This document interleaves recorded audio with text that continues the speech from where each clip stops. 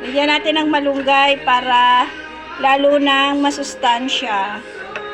Oh, yan. Sinutin natin yun. Sarap yan.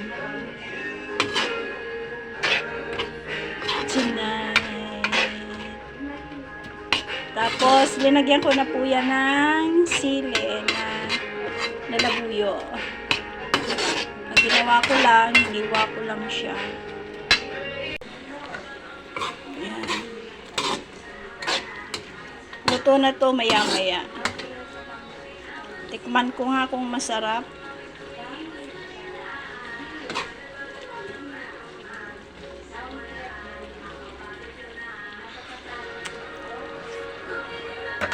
Lintikan na sarap.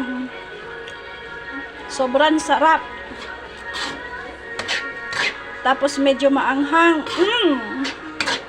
Grabe. Ayan guys, luto na ang aking ginataang puso ng saging. Tara, kain po tayo.